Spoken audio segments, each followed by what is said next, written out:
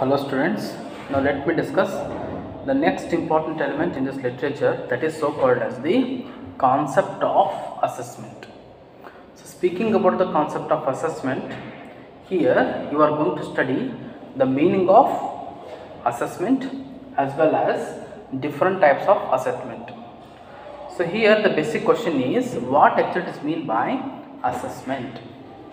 Assessment is nothing but it is the process of computation of the total income, that is so called as the assessment. It means that assessee is going to do the computation of the total income or the taxable income. How he is going to do the computation? First of all, he has to gather all those sources from which the income has rightly been generated by him, and as far as the sources of income is concerned, the assessee is going to generate his income from various sources, likely income from salary, income from house property, income from business or profession, income from capital gains, income from other sources. Like this, there are different avenues from which the income is going to be generated by the assessee. That is why in this process, each and every assessees are going to do the work of computation of the taxable income. Based on that, they will look into the slab rates which are going to be applicable for the relevant assessment year.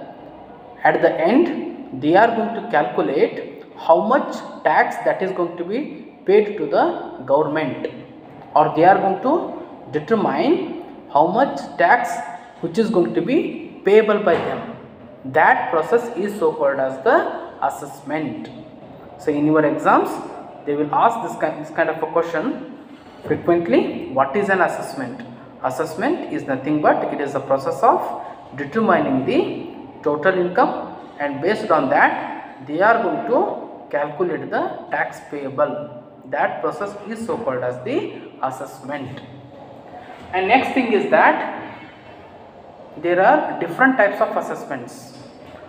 One is that self assessment under section 140A, and second type is the assessment on the basis of return under section 143 subsection 1, and third thing is that the regular assessment under section 143 subsection 3, and last thing is that the reassessment under section 147. So these are the different types of assessment. So speaking about the first important type, that is so called as the self assessment under section 140A. So speaking about this type of assessment, it is one of the most important type of the assessment. The name itself suggests that self assessment is nothing but it is an assessment which is made by assessee themselves. If the assessees are having the proper knowledge about how to do the computation of the total income, if they are aware about the slab rates applicable to the relevant assessment year, based on that they can do the computation of the total income, and they can calculate the how much tax that is going to be payable to the government. Based on that, the return filing, income tax return filing is going to be made by assessee themselves.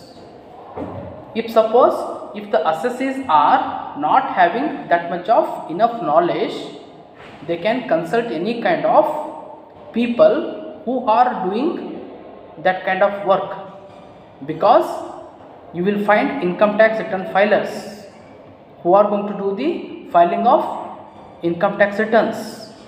You can consult those people and you can take the opinions and suggestions and guidance from them. Based on that, the assessee themselves can prepare this kind of income tax return filing. That is so called as the self-assessment under section 140A.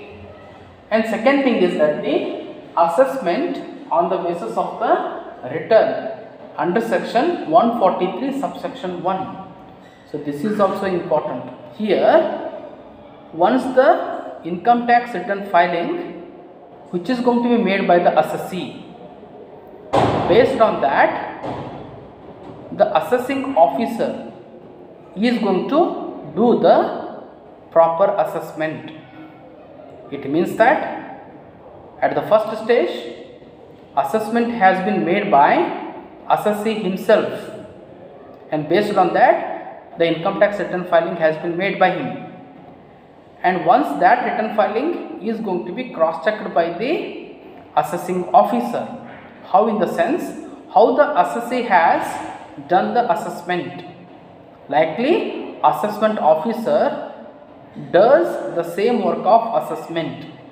He is going to identify what are the sources of income, and he is going to compute the total income or the taxable income, and thereafter he is going to calculate income tax to be paid to the government. And if it is correct, then well and good. Otherwise, some sort of summons, notices are going to be provided by assessing officer. That is why this assessment is so called as the summons assessment also. It is going to be suggested by the section 143 subsection 1. And third thing is that the regular assessment under section 143 subsection 3. Regular assessment in the sense, it is the assessment which is done based on the evidence. So what are the evidence here? Here the evidences are nothing but the various books of accounts which are going to be maintained by the assessee, and various documents which could support and help for computation of the total income, and different registers, different supporting vouchers which are going to be maintained by the assessee.